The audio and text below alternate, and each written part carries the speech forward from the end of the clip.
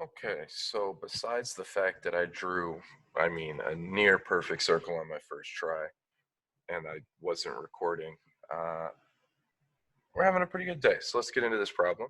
Uh, your homework problem asked you to find the force of the track on the cart. We have a circular track, and it's a vertical circle. That's really important. Um, and so cart moving in a circle on this vertical track, and they say at the top as it's going around this way, they didn't give you a direction, I just picked a random one. um, at the point that it's at the top, the moment in time that it's at the top of the track, it's moving at 6 meters per second, right? So that's going to be your tangential velocity, okay, your instantaneous velocity. uh, the point is, this is not angular velocity. Okay, this is just at this moment in time, you're moving to the right at 6 meters per second. If you waited for another moment in time, the cart might be, say, here.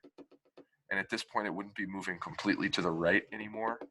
It would be moving in that direction. Okay, so you can only give the velocity of something moving in a circle at a very specific point in time, because that velocity is always changing direction. And in the case of a vertical circle, it is probably also changing in speed, which we'll talk about in a second. So here they ask us to find the force, which makes this a force problem, which means I should not go any further without drawing a free body diagram. So the first thing that I see here is gravity down. Okay, so that's a given. We can just throw that on there. And then we go, well, other than gravity, and I guess technically magnets, but we're not dealing with magnets, you have to be touching for there to be a force. I cannot exert a force on something without touching it. So the only time you're going to get a force is when two objects are touching each other. So if I want to know what are the forces on my cart, well, besides gravity, I just need to look to see what is touching my cart. It's the track.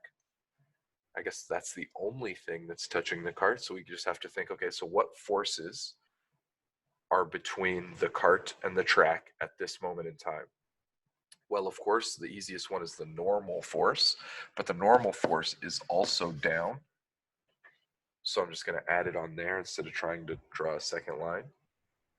So down, completely downward, we have gravity and the normal force. And maybe if there was friction, we could say there's friction going that way. But I think we can assume that this is frictionless because they didn't tell us to account for friction.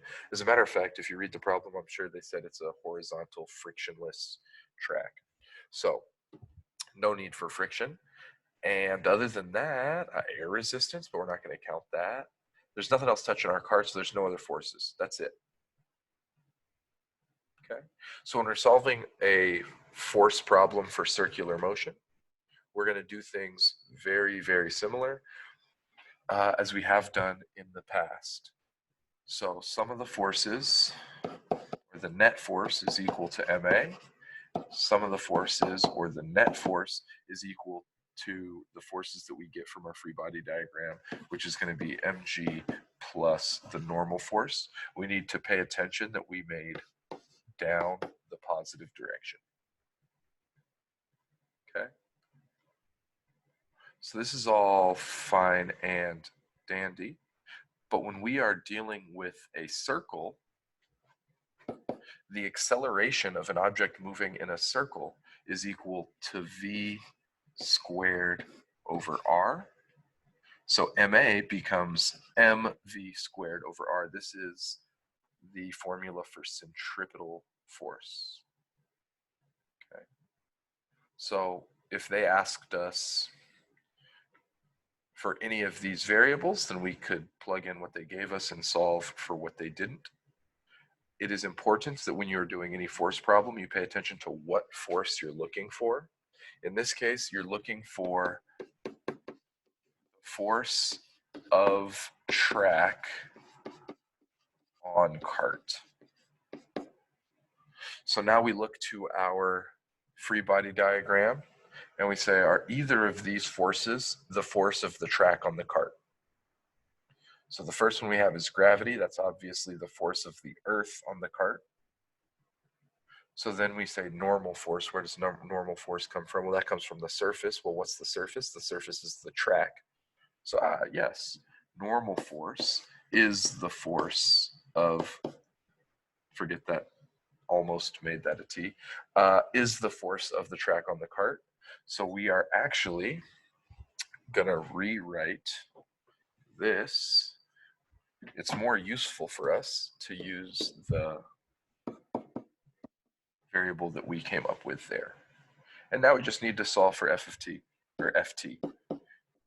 So ft in this case plus mg is equal to mv squared over r. And remember that v in the centripetal force or centripetal acceleration formula is the tangential velocity, which is what they gave us, which is good. So ft is just going to equal mv squared over r minus mg, and you have all of those values. M is 100 kilograms, V is 6 meters a second, R is 3 meters, and G is 10. So plug everything in, and you will get an answer.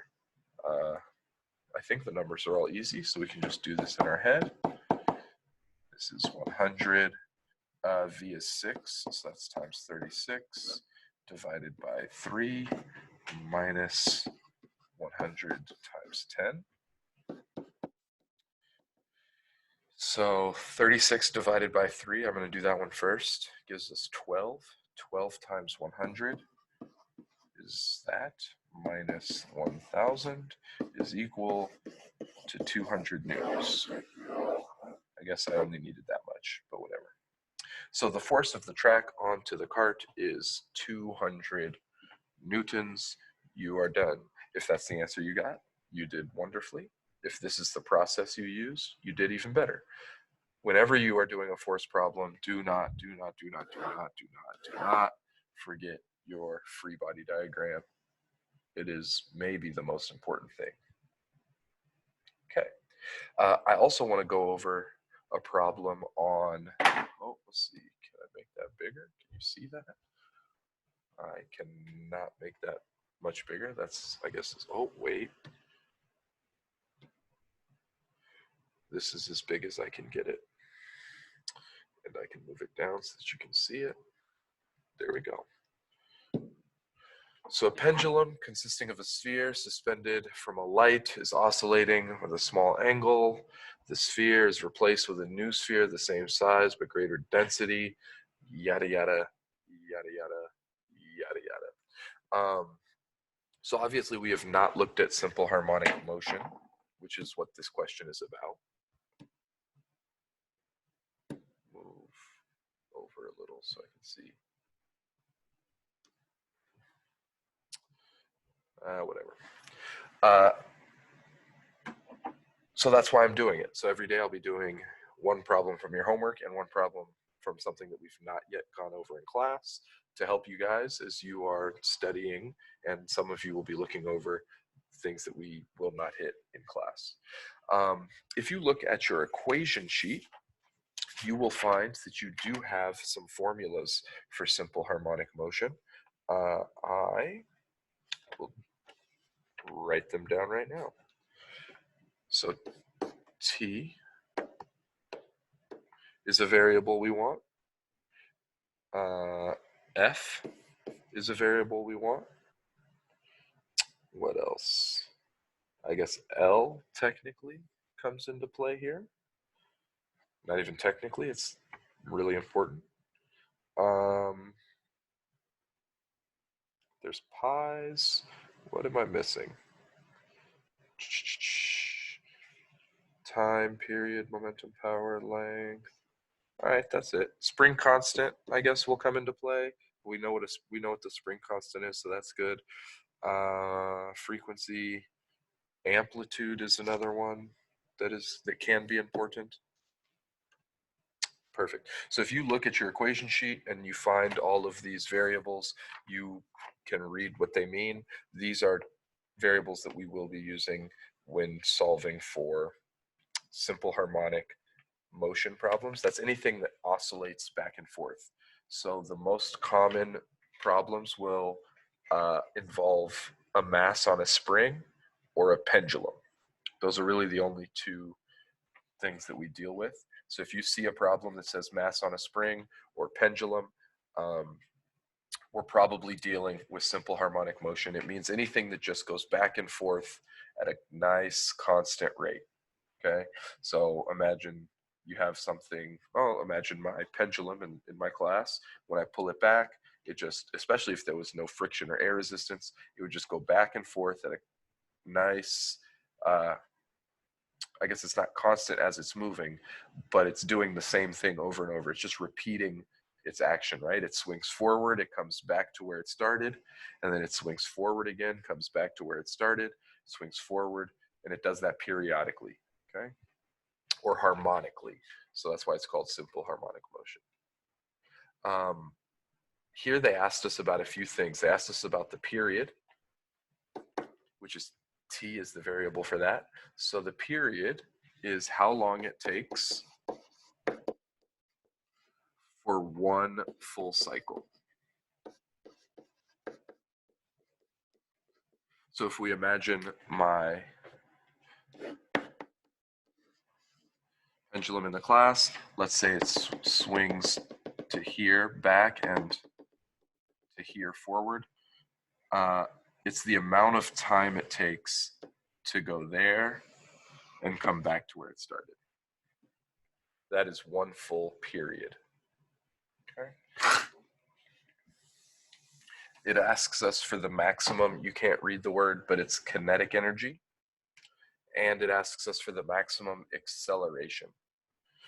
And we have basically two scenarios. And they ask us, how do those two scenarios compare? So what's important is that we know what is the formula for the period. So the period of this pendulum is going to depend, or the period of any pendulum, 2 pi root L over G.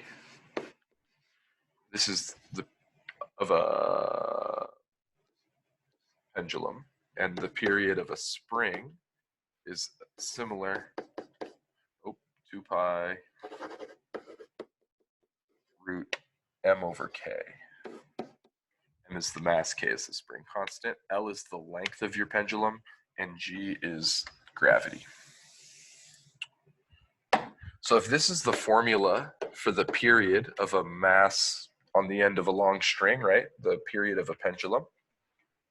And we first have this situation.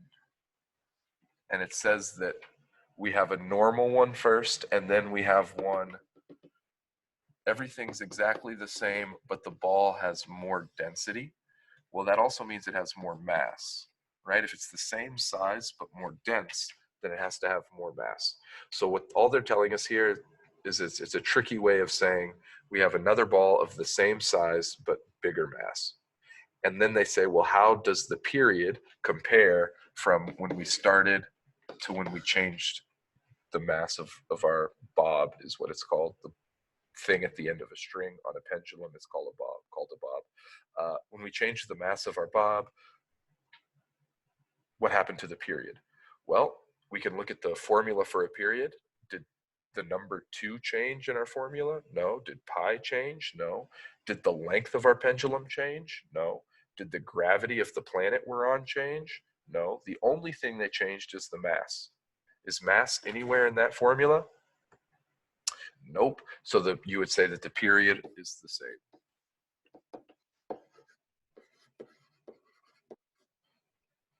So that's the first one. Kinetic energy. Well, what's kinetic energy depend on? Kinetic energy depends on 1/2 mv squared. All right. So we know that we changed m, so we'll keep that in mind. Did we change v? If you have a pendulum and you pull it back and let it fall forward, does the velocity change, right? We know we want the maximum kinetic energy. We should know that the fastest point of a pendulum is when it's at the bottom. So where we've drawn, that is the fastest point.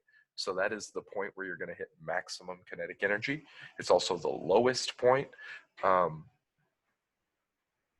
So if we increase the mass of our pendulum, but not anything else, we didn't increase the length, we didn't increase how much we pulled it back, we dropped it from the same spot, does the velocity change? And you could say, well, if you drop an object, you have a small object and a big object, and you drop them, they both fall at the same rate. So that means gravity works the same. Well, what's the only force pulling, making a pendulum go? Well, the only force making a pendulum go is gravity. So if gravity works the same on all objects, no matter how heavy they are, well, then the velocity should not change.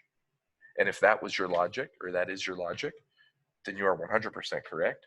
Uh, the maximum speed of both of these guys is the same, but one of them has more mass. So we would say number 2, or pendulum 2, has more kinetic energy.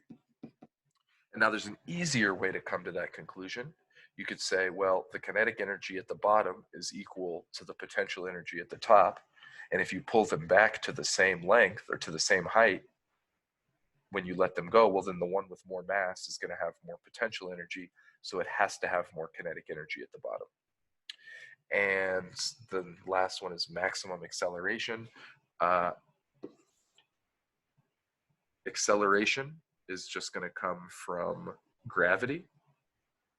And because gravity makes all things accelerate at the same rate, the acceleration is the same for both. If you really wanted to, you could get fancy and say, okay, well, you're going to pull it back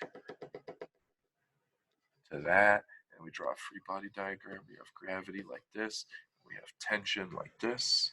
So there's gravity, there's tension, and then try to do a complicated problem, which isn't going to help you very much. But even if you did do all that, you're going to come up with the same answer, that the acceleration is the same. And this is because it's accelerating due to gravity, and the acceleration due to gravity is the same for all things. If our object was in free fall, that acceleration would be 10, but it's not, right? It's not falling straight down, it's kind of swinging. So the acceleration is going to be much less than 10, but it will still be the same for both objects. So there is your second problem of the day. Good luck, and I will talk to you guys tomorrow.